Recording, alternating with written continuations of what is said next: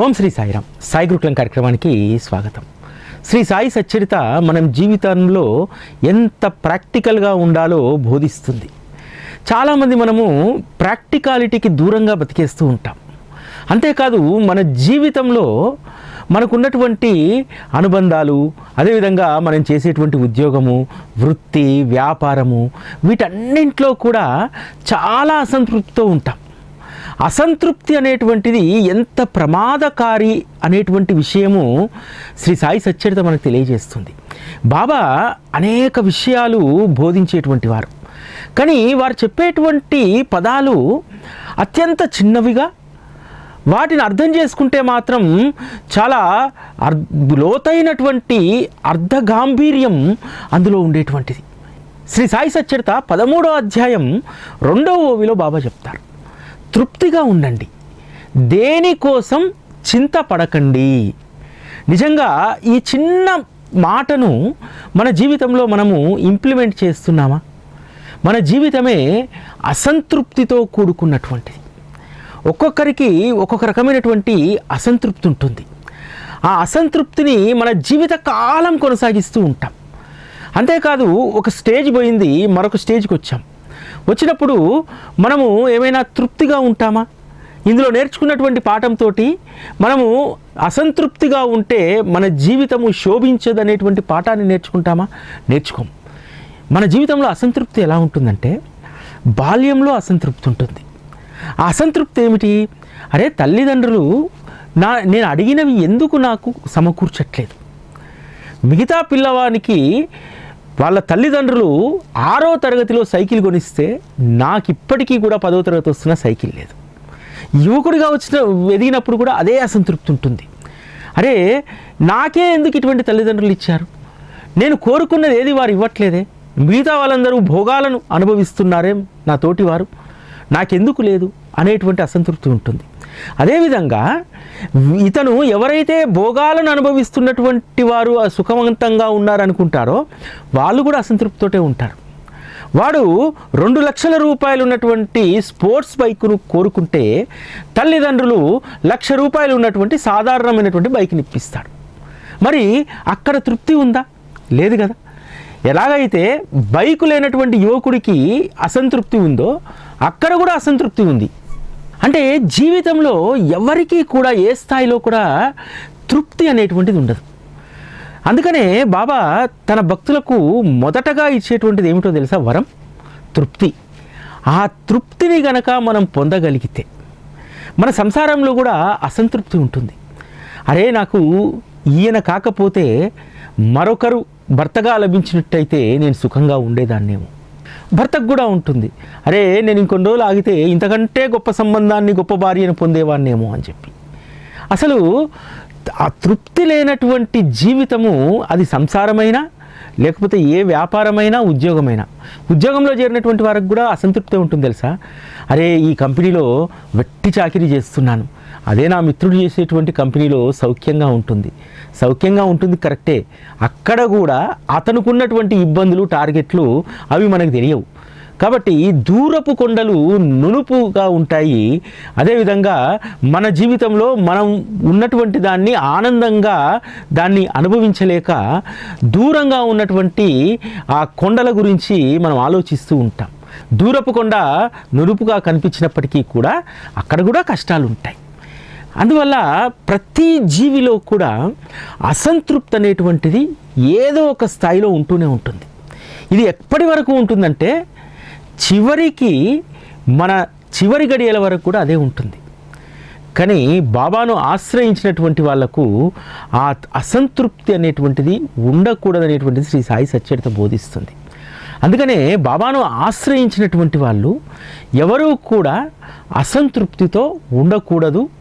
ఒకవేళ అసంతృప్తితో ఉంటే తృప్తిగా ఎలా జీవించాలనేటువంటి విషయాన్ని శ్రీ సాయి సచ్చరిత ద్వారా మనం నేర్చుకోవాలి. ఇక్కడ బాబా ఒక విషయం చెప్తారు. అసంతృప్తితో ఉంటే దాని రూపం ఏమిటో తెలుసా? మాయ. అసంతృప్తితో ఉన్నటువంటి వారి వెంట మాయ చాలా ఈజీగా పడుతుంది. అసంతృప్తే ఒక పెద్ద మాయ. ఎందుకంటే ఈ భూమి మీదకి వచ్చినటువంటి మనము మనకు ఖచ్చితంగా మనం ఏ విధిరాత ప్రకారం బ్రతకాలో, ఏ స్థాయిలో మనం ఉండాలో, దేన్ని అనుభవించాలో ముందే నిర్ణయించారు. ఈ సత్యాన్ని గ్రహించకుండా మనమందరము కూడా అందనటువంటి ఉట్టి కోసం ఎగిరెగిరి దాన్ని అందుకోవాలనుకుంటాం. ఆశ ఆకాశానికి నిచ్చెనలు వేయిస్తుంది. అటువంటి స్థితి తనను ఆశ్రయించినటువంటి వారికి ఉండకూడదనేటువంటిది బాబాగారి అభిమతం. ఎందుకంటే మనం మాయలో చిక్కామనుకోండి, సద్గురువు ఏమీ చేయలేడు. ఎందుకంటే మాయ అంత బలమైనటువంటిది. బాబాయే ఇక్కడ చెప్తాడు, నేను ఇల్లు సంసారం లేనటువంటి ఫకీర్ను, నన్నే మాయ వదలడం లేదు. అందువల్ల మాయకు ప్రతిరూపమైనటువంటి అసంతృప్తి అనేటువంటి దాన్ని వదులుకుంటేనే మనము మాయ నుండి బయటపడగలుగుతాం. మరి తృప్తికరమైనటువంటి జీవితాన్ని మనం సాధించడానికి దానికి ప్రధానమైనటువంటి సూత్రము కూడా సద్గురువు యొక్క నామజపం. సద్గురువు నిన్ను ఏ స్థితిలో ఉంచితే ఆ స్థితిలో ఆనందంగా జీవించడం అనేటువంటిది నువ్వు తృప్తిగా ఉన్నావనడానికి అదొక నిదర్శనం అన్నమాట. బాబాను ఆశ్రయించినటువంటి అనేక మంది భక్తులను చూడండి. బాబా దగ్గరికి వచ్చిన తర్వాత వారి జీవితంలో అసంతృప్తి అనేటువంటి ఆ గాలే వాళ్ళకు వీయదు వాళ్ళ ముందు. ఎందుకంటే సద్గురువు వద్ద ఎప్పుడూ కూడా సుగంధమైనటువంటి తృప్తి అనేటువంటి వాయువే వ్యాపించి ఉంటుంది. మనము బాగా సుగంధం వచ్చేటువంటి ప్రదేశంలోకి వెళ్ళిన తర్వాత అక్కడ కొద్దిసేపు ఉన్న తర్వాత ఆ సుగంధమంతా కూడా మన శరీరానికి, వస్త్రాలకు పడుతుంది. అలాగే సద్గురువును ఆశ్రయించిన తర్వాత వారి చుట్టూ ఉన్నటువంటి ఆ తృప్తి అనేటువంటి తృప్తి అనేటువంటి సుగంధ పరిమళము మన ఒంటికి కూడా పట్టేయాలి. లేకపోతే సద్గురువును ఆశ్రయించినటువంటి అసలు ఫలితమే ఉండదు. ప్రతి ఒక్కరి జీవితంలో కూడా అసంతృప్తి అనేటువంటిది లేనటువంటి జీవితమే ఉండదు. మీరు అందరం కూడా దీన్ని అనుభవించినటువంటి వాళ్ళమే. కానీ ఎవరమైతే ఉన్నటువంటి స్థితి బాబా ఇచ్చినటువంటి గొప్ప వరంగా మనం భావించాలి. నాకు కూడా ఒక్కొక్కసారి అనిపిస్తూ ఉంటుంది, అరే కొన్ని వందల కిలోమీటర్లు ప్రయాణిస్తామే, డ్రైవర్ని ఉంటే నాకు కొంచెం సుఖం ఉండేది కదా. ఇక్కడ అసంతృప్తి చూడండి ఎంత త్వరగా ఆవరించిందో. అంటే అసలు తిరగడానికి కావలసినటువంటి మంచి వాహనాన్ని బాబా ఇచ్చాడు, దాంట్లో ఇంధనం పోసుకోవడానికి కావలసినటువంటి శక్తిని ఇచ్చాడు, అన్నింటినీ అనుగ్రహించాడు. అన్నీ ఇచ్చిన తర్వాత కూడా మళ్ళీ ఇంకొక అసంతృప్తి. అరే అందరూ డ్రైవర్లు పెట్టుకొని పోతారే, మనకు డ్రైవర్ లేకపోయానే. కానీ అక్కడ బాబా నిర్ణయం ఏమిటంటే, ఇవన్నీ నీకు అనుగ్రహించాను కాబట్టి నువ్వే దానిని జాగ్రత్తగా నడుపుకోవాలి. దానికోసం నువ్వు నీ యొక్క శ్రమను వెచ్చించాలి. ఇలా అనుకున్నాం అనుకోండి, ఏ అసంతృప్తి ఉండదు. లేకపోతే ఇదేం కర్మరా నాయనా, కొన్ని 10 సంవత్సరాలు 15 సంవత్సరాలు నా జీవితమంతా డ్రైవింగ్లోనే పోతుంది, నా జీవితమంతా ఇందులోనే పోతుంది అనేటువంటి అసంతృప్తే మిగులుతుంది. మీ జీవితాల్లో కూడా చూడండి, చాలామందికి అందరూ డూప్లెక్స్ ఇళ్లలో ఉంటున్నారు, అందరూ విల్లాలు కట్టేసుకుంటున్నారు, అందరూ పెద్ద గేటెడ్ కమ్యూనిటీలోకి వెళ్ళిపోతున్నారు. అరే మనమేమిటి ఇంకా ఇరుకైనటువంటి సందులో ఉన్నాము. కానీ ఒకప్పుడు నీకు ఆ ఇరుకైనటువంటి సందే, ఆ చిన్న గృహమే నీకు స్వర్గసీమ. అది లేనప్పుడు, అది అనుగ్రహించబడ్డప్పుడు అదే కదా అసలైనటువంటి సౌకర్యము, సౌఖ్యము. ఇక్కడే కదా మన అసంతృప్తి బయటపడుతుంది. సచ్చరితలో ఈశో వ్యాసోపనిషత్తుకు సంబంధించి దాస్గన్ మహారాజ్ గారికి వచ్చినటువంటి సంశయాన్ని నివృత్తి చేయడంలో బాబా మనందరికీ ఎంత మేలు చేశారు కదా. ఆ ఒక్క కథ చాలు కదా మన జీవితాలకు మనం ఎంత తృప్తిగా బ్రతకాలనేటువంటిది. కాకా పని మనిషి నీ సంశయానికి సమాధానం చెప్తుందన్నారు. కాకా పని మనిషి ఎలా సమాధానం చెప్తుందనేటువంటిది దాస్గన్ మహారాజుకు తెలియదు, అక్కడ ద్వారకామయిలో ఆ రోజు కూర్చున్నటువంటి వారికి ఎవరికీ తెలియదు. కానీ అద్భుతమైనటువంటి సమాధానాన్ని బాబా చెప్పించారు. అంటే ఎవరైతే తమ ఉన్నటువంటి స్థితి అది ఈశ్వర అనుగ్రహం అని చెప్పి భావిస్తారు, ఖచ్చితంగా వాళ్ళు తృప్తిగా ఉంటారు. ఆ అమ్మాయి ఉదయాన్నే దేని గురించి పాట పాడింది? నారింజ రంగు చీరకు సంబంధించినటువంటి దాని అందానికి సంబంధించినటువంటి వర్ణనతో ఆ పాట పాడింది.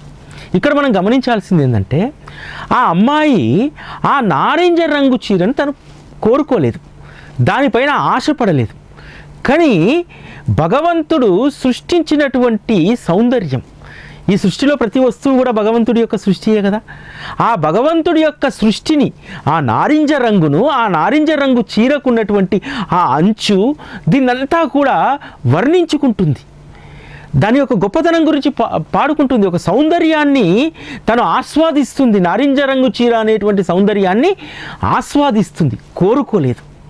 ఈ విషయాన్ని మనం బాగా గుర్తుపెట్టుకోవాలి. అదేవిధంగా దాస్గన్ మహారాజ్ గారు ఆవిడకు ప్రధాన్ చేత ఆ చీరను బహుమతిగా ఇప్పిస్తే ఆ చీర కట్టుకొని వచ్చి మళ్ళీ అంతే ఆనందంతో ఆమె పనిచేస్తుంది.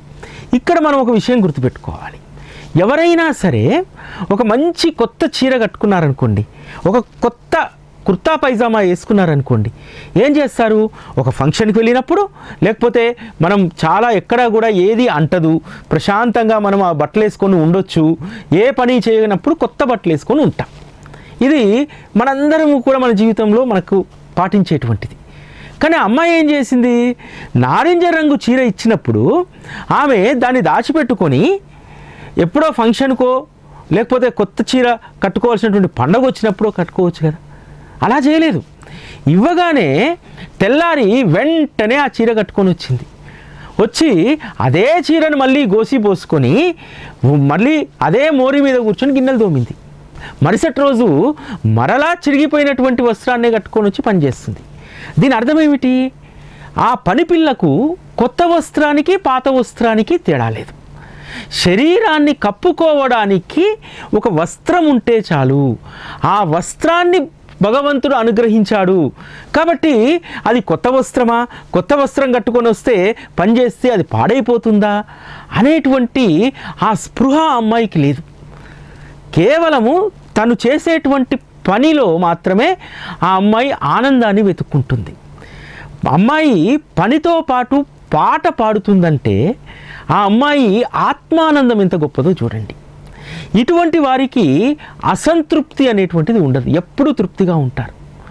అందుకనే శ్రీ సాయి సచ్చరితలో దాస్గన్ మహారాజు దీనంతా కూడా చూసిన తర్వాత ఒక అద్భుతమైనటువంటి మాట చెప్తారు. ఆ పని అమ్మాయి యొక్క ఆ పేదరికం కూడా భగవంతుడి యొక్క అనుగ్రహమే. అందుకనే ఆ అమ్మాయి భగవంతుడు ఇచ్చినటువంటి అనుగ్రహంతో అంత తృప్తిగా బ్రతకగలుగుతుంది. మన జీవితాలు భగవంతుని యొక్క అనుగ్రహము, ఆ అనుగ్రహంతో వచ్చినటువంటి జీవితాలను చిన్నాభిన్నం చేసుకుంటుంది మనమే. ఎందుకంటే మనందరము కూడా నిత్య జీవితంలో చాలామంది మనము ఇతరులను నిందిస్తూ ఉంటాం. భార్య భర్తను నిందిస్తూ ఉంటుంది. అరే ఏమిటి, ఇతరుల కంటే నా భర్త అసమర్థుడే అనుకుంటుంది. లేదు, నేను అనవసరంగా ఈ ఇంటికి కాపురానికి వచ్చాను అనుకుంటుంది. మనము ఇక్కడ సింపుల్గా మర్చిపోతూ ఉంటాం. అరే మనం ఒక ఇంటికి వచ్చామంటే, ఒకరితో రుణానుబంధం ఉందంటే అది భగవంతుని యొక్క నిర్ణయము, అది రాసిపెట్టినటువంటిది. ఆ పని పిల్ల ఏ విధంగా అయితే తనకు వచ్చినటువంటి భగవంతుడు అనుగ్రహించినటువంటి ఆ పేదరికంలో కూడా ఆనందంగా ఎలా జీవించాలో ప్రత్యక్షమైనటువంటి నిదర్శనాన్ని ఆ అమ్మాయి చూపెట్టింది కదా దాస్గన్ మహారాజ్కు. అందుకనే బాబా తన భక్తులలో అసంతృప్తి అనేటువంటిది అస్సలు రానియడు. ఇంకొకటి, అసంతృప్తితో పాటు అత్యాశ చాలామందికి అది ఉంటుందన్నమాట. ఈ అసంతృప్తే అత్యాశ వైపు మనల్ని ప్రయాణింపజేస్తుంది. అత్యాశకు పోయినటువంటి వారు ఒక్కరైనా బాగుపడ్డటువంటి వారిని చూపెట్టండి. బాబా తన భక్తుల విషయంలో ఎంత జాగ్రత్తగా ఉంటాడంటే, తన భక్తుడు ఏదన్నా అత్యాశకు పోతుంటే వెంబడే కట్టడి చేస్తాడు. బీబీదేవ్ విషయంలో అదే జరిగింది కదా. బీబీదేవ్ రిటైర్ అయిన తర్వాత తన సర్వీస్ను పొడిగించమని చెప్పి దరఖాస్తు పెట్టుకొని షిరిడీకి వస్తాడు. వస్తే బాబా అక్కడ ఉన్నటువంటి నాణ్యాలను లెక్క పెడుతూ 5 తర్వాత 4, 4 తర్వాత 3, 3 తర్వాత 2 ఇట్లా లెక్క పెడుతూ ఉన్నాడు. అప్పుడు బీబీదేవ్కు అనుమానం వస్తుంది, బాబా ఏంది ఉల్టా లెక్క పెడుతున్నాడని చెప్పి. బేబీదేవ్ అడుగుతారు, బాబా ఏమిటి మీరు లెక్కేస్తున్నారంటే, ఇప్పుడే నీ గురించే చూస్తున్నాను నాయన, నీ లెక్క తారుమారవుతుంది, 5 నుంచి 6కు పోవాలి కానీ 5 నుంచి కిందికి వస్తుంది, ఎందుకో నీ లెక్క తప్పుతుంది అని అంటారు. అప్పుడు బీబీదేవ్కు అర్థమవుతుంది కదా, అనవసరంగా తృప్తిగా బ్రతకాల్సినటువంటి జీవితాన్ని నేను మరలా ఆ ఉద్యోగ ధర్మంలో మునిగి మరలా లోక వ్యవహారంలోనే నేను పడిపోతున్నానే, భగవంతుడు అనుగ్రహించినటువంటి రిటైర్మెంట్ లైఫ్ను నేను పూర్తిగా సద్వినియోగం చేసుకోలేకపోతున్నాను అనేటువంటిది బాబా యొక్క ఉపదేశం. కాబట్టి నేను ఆ నిర్ణయాన్ని మార్చుకోవాలి అని చెప్పి ఆ నిర్ణయాన్ని మార్చేసుకుంటాడు. చాలామంది కూడా కాస్త వయసు పైపడ్డ తర్వాత కూడా ఒక ఆరాటం ఉంటూ ఉంటుంది, ఏదో చేసేయాలి, ఏదో చేయాలి అని చెప్పి. కానీ నిజానికి అది సరైనటువంటిది కాదు.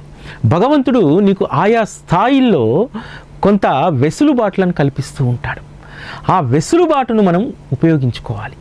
అది ఉపయోగించుకుంటే మన జీవితం తృప్తికరమైనటువంటి జీవితం వైపు మరలుతుంది. చాలామందికి ఇంకొక లక్షణం ఉంటుంది, అతి విశ్వాసం. ఆ అతి విశ్వాసం ఎవరిపైన అంటే భగవంతునిపైన కాదు, ఇతరులపైన కాదు, తనపైన తనకే అతి విశ్వాసం ఉంటుంది. ఆ అతి విశ్వాసము ఏమాత్రం కూడా నేను రక్షించలేదనేటువంటిది బాబా శ్రీ సాయి సచ్చరిత ద్వారా చెప్తారు. సచ్చరితలో 13వ అధ్యాయంలో జీవుడి యొక్క లక్షణం గురించి చెప్తారు. జీవుడు తను స్వతంత్రుడని అనుకుంటాడు, తను ఎంతో శక్తివంతుడని, ఆ శక్తి ద్వారా తను దేన్నైనా సాధిస్తానని చెప్పి అనుకుంటారు.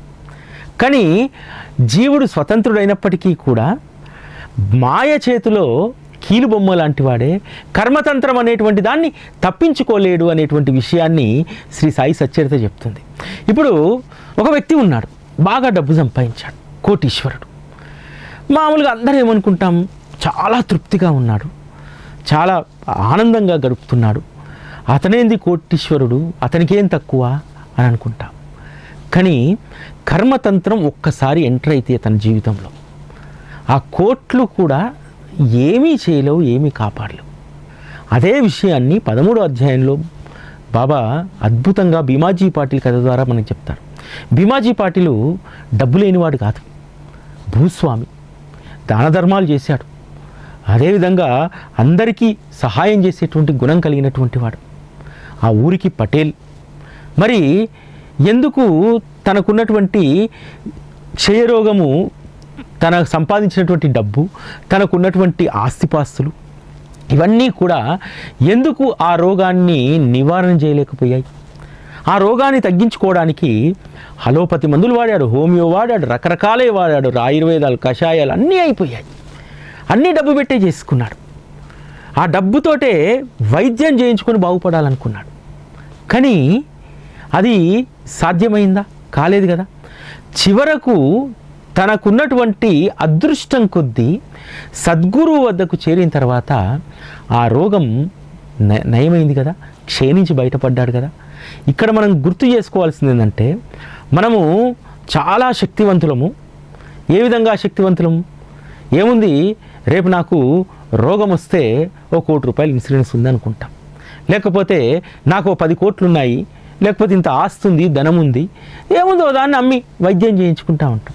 కానీ చాలా సందర్భాల్లో అది సాధ్యమయ్యేటువంటిది కాదు. నీకు ఎంత డబ్బు ఉన్నా, ఎంత బలగం ఉన్నా, నీకు ఏదైనా సరే ఆపద వస్తే ఖచ్చితంగా అది సద్గురువు మాత్రమే తీసివేయగలుగుతాడనేటువంటి సత్యాన్ని శ్రీ సాయి సచ్చరిత మనకు తెలియజేస్తుంది. నాందేడ్ సేటు కూడా అంతే కదా, డబ్బు లేక కాదు, లేకపోతే సౌకర్యాలు లేక కాదు, దేనికోసం దిగులు? అతనికి పుత్ర సంతానం అనేటువంటి వ్యామోహం ఉంది. కానీ ఈ డబ్బు, ఆస్తి, సంపద అవేవి కూడా పుత్ర సంతానాన్ని అనుగ్రహించట్లేదు. అతను చేయనటువంటి ధర్మకార్యాలు లేవా? ధర్మకార్యాలు కూడా చేశాడు, అయినా సరే పుత్ర సంతాన అనుగ్రహం అనేటువంటిది కలగలేదు.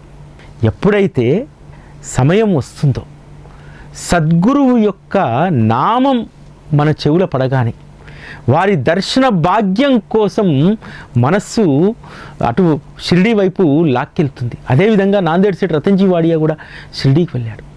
ఏం చెప్పాడు బాబా? చాలా అర్థమయ్యేలాగా చాలా స్పష్టంగా చెప్పాడు. ఇక నీ చెడు రోజులు తొలగిపోయాయి. ఎలా తొలగిపోయాయి? కర్మతంత్రం అనేటువంటిది వెంటాడుతూనే ఉంటుంది కదా. అదేవిధంగా జాతకంలో లేనటువంటి దాన్ని కూడా ఎలా పొందగలుగుతాడు అంటే, ఎవరైతే సద్గురువును ఆశ్రయిస్తారో, ఆశ్రయించిన తర్వాత చెడు రోజులు తొలగిపోతాయి. సచ్చరితలో ఉన్నటువంటి ఒక్కొక్క పదం, ఒక్కొక్క లీల మన జీవితం పట్ల ఎంత కాన్ఫిడెన్స్ని ఇస్తుందంటే, రతన్జీ వాడియా కథ చదివినప్పుడల్లా కూడా నాకు బాబా చెప్పినటువంటి ఆ మాటే, సద్గురు చరణాలను ఎవరైతే ఆశ్రయిస్తారో వాడి చెడు రోజులు తొలగిపోయినట్టే, ఇక అన్నీ కూడా మంచి రోజులే. మరి చాలామందికి సద్గురు సహచర్యంలో కూడా కష్టాలు వస్తూ ఉంటాయి కదా. సచ్చరితలో ముందే చెప్పబడింది కదా, ఎవరైతే సద్గురు నామాన్ని సద్గురు చరణాల పట్ల విశ్వాసాన్ని కలిగి ఉంటారో వారి కష్టాలన్నీ కూడా సుఖాలుగా మారిపోతాయని చెప్పి ఇంకేం కావాలి. కాబట్టి సచ్చరిత ఇచ్చేటువంటి కాన్ఫిడెన్సు మన జీవితాలకు ఎంతగానో ఉపయోగపడుతుంది. బాబా అనేటువంటి రూపాన్ని నామాన్ని అంటిపెట్టుకున్నటువంటి వారికి ఎంత గొప్ప ధైర్యం ఉంటుందంటే, బూటి కలవరపడిపోయాడు.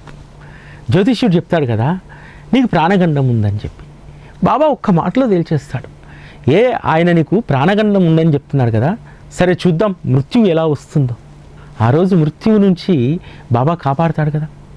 అంతేకాదు అనేక సందర్భాల్లో వైద్యులు కూడా నయం చేయనటువంటిది, ఏ మందు కూడా నయం చేయనటువంటి కలరాను, అదేవిధంగా విరోచనాలు, వీటన్నింటినీ కూడా బాబా ఒక వాక్కు చేత బూటీకి తగ్గించాడు కదా. ఎలా? బూటీకి బాబా పైన ఉన్నటువంటి విశ్వాసం, ఆ ఒక్క విశ్వాసమే మనందరినీ కూడా జీవితంలో తృప్తిగా భరోసాగా బ్రతికేటువంటి విధంగా బాబా యొక్క సహచర్యం అనేటువంటిది మనకిస్తుంది. ఈరోజు మనం చాలామంది ఇంత భరోసాగా తృప్తిగా ఉండడానికి గల కారణం ఏమిటి? మనకెప్పుడూ కూడా సచ్చరిత ఇచ్చేటువంటి స్ఫూర్తి. మీరు చూడండి, బాబా దగ్గరికి చేరినటువంటి వాళ్ళు ఎవరైనా సరే వారి జీవితాలు అగమ్య గోచరంగా ఉన్నటువంటి కథ ఏదైనా మనకు సచ్చరితలో ఉంటుందా? అంతేకాదు ఈరోజు మన నిత్య జీవితంలో మనమే కావచ్చు, మన పక్క వాళ్ళే కావచ్చు, ఎవరైనా సరే బాబా దగ్గరికి వచ్చిన తర్వాత వారి జీవితాలు అగమ్య గోచరంగా మారినటువంటి వాళ్ళు ఎవరైనా ఉంటారా? ఎవరూ లేరు కదా. బాబా దగ్గరికి వచ్చే సమయానికి మన జీవితాలు అగమ్య గోచరంగా ఉండవచ్చేమో, కానీ బాబా దగ్గరికి వచ్చిన తర్వాత అగమ్య గోచరం అనేటువంటిది అస్సలు ఉండదు. బాబా దగ్గరికి వచ్చిన తర్వాత స్థితి ఏ విధంగా మారుతుందంటే, బాబా దగ్గరికి రాకముందు 3 పూటలు దొరికినా ఏదో ఒక అసంతృప్తి ఉండేది. కానీ బాబా దగ్గరికి వచ్చిన తర్వాత ఒక్క పూట భోజనం దొరికినా ఎంతో తృప్తిగా ఉంటాం. ఎందుకంటే ఆ రోజుల్లో తాత్యాసాహెబ్ నూల్కర్ లాంటి వాళ్ళు, కాకాసాహెబ్ దీక్షిత్ లాంటి వాళ్ళు అనేక మందికి ఇంట్లో నౌకర్లు ఉండేవాళ్ళు, వండి పెట్టేవాళ్ళు, మంచి బంగ్లాలు ఉన్నాయి. అవన్నీ కాదని బాబా సహచర్యం కోసం షిరిడీకి వచ్చారు. రోజు వండుకునేటువంటి వారు నూల్కర్. అతనికి వంట మనిషి లేకపోతే నేను షిరిడీకి వెళ్ళను అన్నాడు, బ్రాహ్మణ వంట మనిషి లేకపోతే. అటువంటి నూల్కర్ స్థితి ఏ విధంగా మారిపోయిందో చూడండి. ఆ రోజు ఏ కండిషన్ అయితే పెట్టాడో ఆ కండిషన్ ఇక్కడ ఏది కూడా లేదు. బాబా దగ్గరికి వచ్చిన తర్వాత తన ఆహారాన్ని తనే వండుకున్నాడు. కాకాసాహెబ్ దీక్షిత్ కూడా అంతే కదా. ముంబైలో నౌకర్లు ఉన్నారు, షిరిడీలో ఎవరున్నారు? వీళ్ళకు ఒక నియమం ఉండేది. షిరిడీలో ఉన్నటువంటి వాళ్ళందరికీ కూడా ఆ రోజు భక్తులకు బాబాయే స్వయంగా వారికి కావలసినటువంటి పనులు వాళ్ళే చేసుకుంటున్నారు. అటువంటప్పుడు మేము మాకు సపర్యాలు చేయడానికి నౌకర్ని ఎందుకు పెట్టుకోవాలి? కాకాసాహెబ్ పెట్టుకోవచ్చు నౌకర్ని, నూల్కర్ కూడా పెట్టుకోవచ్చు. పెన్షన్ వస్తుంది, సబ్ జడ్జిగా రిటైర్ అయ్యారు. జడ్జిగా ఉన్నటువంటి వాళ్లకు అసలు అన్ని సకల సౌకర్యాలు ఆ రోజు ప్రభుత్వం ఇచ్చేది కదా. మరి అటువంటిది వాటన్నింటినీ వదులుకొని ఇక్కడికి వచ్చారు. కానీ ఆ జడ్జిగా పదవిలో ఉన్నప్పటి జీవితం కంటే కూడా ఇక్కడ తాను స్వయం పాకం చేసుకొని స్వయంగా తాను వండుకొని తిన్నటువంటి ఆ రోజులే తృప్తిగా గడిచాయని చెప్పి నూల్కర్ తన అనుభవాల్లో చెప్తారు కదా. అంటే బాబా యొక్క సహచర్యం ఉంటే చాలు, వారి యొక్క నామం మన హృదయంలో ఉంటే చాలు, వారి పట్ల విశ్వాసం ఉంటే చాలు, దేనికి లోటు ఉండదు. అందుకనే బాబా చెప్పారు, దేనికోసమూ మీరు ఆరాట పడకండి, తృప్తిగా జీవించండి, దేనికోసమూ చింతించకండి. ఈ ఒక్క సూత్రాన్ని మన జీవితంలో గుర్తుపెట్టుకుంటే జీవితం ఎంత ఆనందమయంగా ఉంటుందంటే, ఎందుకంటే ఎట్లాగూ లేని దానికోసం మనము ఆరాట పడితే అది మన రాత్రిలో లేకపోతే అది రాదు కదా. ఒకవేళ మనం ఆశపడేది, మనము చింతించేది అది మనకు శ్రేయస్కరమైంది అయితే బాబా ఇస్తాడు. కాబట్టి దాని గురించి కూడా మనం చింతించాల్సినటువంటి అవసరం లేదనేటువంటి సత్యత మనకు నేర్పిస్తుంది. ఒక విషయం మనం గుర్తుపెట్టుకోవాల్సింది ఏంటంటే, దయచేసి సచ్చరితను ఒక పారాయణ గ్రంథంగా మాత్రం చదవకండి. సచ్చరితను మన జీవితంలో ఏ ఏ మార్పులు చేసుకోవాలి, ఏ ఏ సందర్భంలో ఏ విధంగా ఉండాలనేటువంటి ఒక మాన్యువల్ బుక్గా దీన్ని వాడుకోండి. ఎందుకంటే కష్టం వచ్చినప్పుడు ఎంత నిబ్బరంతో ఉండాలి, ఇక మన వల్ల కాదు అన్నప్పుడు పూర్తిగా బాబా పైన ఏ విధంగా విశ్వాసంతో ఉండాలి, ఇది సచ్చరిత మనకు నేర్పిస్తుంది. లేకపోతే నారాయణ గావు నుంచి రక్తపు వాంతులు చేసుకుంటూ షిరిడీకి ప్రయాణం చేసేటువంటి సాహసం ఎవరైనా చేయగలుగుతారా? ఆ ఓపిక ఎవరికైనా వస్తుందా? ఎప్పుడైతే నానాసాహెబ్ చందోర్కర్ రాసినటువంటి లేఖలో శ్రీ సాయి బాబాను ఆశ్రయించు, వారు నీ క్షయరోగమేమిటి మాయరోగం కూడా తొలగిస్తారు. కాబట్టి మనకు మాయరోగం రాకుండా ఉండాలంటే, చాలామందికి మనకు వచ్చేటువంటిది మాయరోగమే.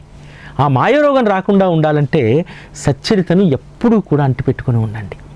సచ్చరితను అంటిపెట్టుకొని ఉండడం అంటే ప్రతిరోజు దాన్ని పట్టుకొని తిరగడం కాదు, దాంట్లో ఉన్నటువంటి విషయాలను పట్టుకునేటువంటి ప్రయత్నం చేయండి. ఎందుకంటే సచ్చరిత చేత పట్టుకోవడం చాలా ఈజీ, సచ్చరితను పారాయణ చేయడం కూడా చాలా ఈజీ. అందులో ఉన్నటువంటి విషయాలను పట్టుకోవడం అనేటువంటిది చాలా కష్టమైనటువంటి పని. అది పట్టుకున్నా సరే మనకున్నటువంటి అలసత్వము, మనకున్నటువంటి రకరకాలైనటువంటి అసంతృప్తులతోటి పట్టుకుంది కూడా ఒక్కొక్కసారి జారిపోతూ ఉంటుంది. కాబట్టి దాన్ని బలంగా పట్టుకోవడానికి ప్రయత్నం చేయండి, సచ్చరితలో ఉన్నటువంటి అనేక అంశాలను. అప్పుడు మన జీవితంలో అసంతృప్తి అనేటువంటి ఆ దుర్గంధపు గాలి వీచదు. ఎప్పుడూ కూడా తృప్తి అనేటువంటి సుగంధ పరిమళ ఎప్పుడు మన జీవితంలో ఉంటుంది. కాబట్టి అటువంటి దిశగా మన జీవితాలను నడిపించుకుందాం. ఇది ఈరోజు సాయి గురుకులం. మళ్ళీ రేపటి కార్యక్రమంలో కలుసుకుందాం. అప్పటివరకు సెలవు. నమస్కారం.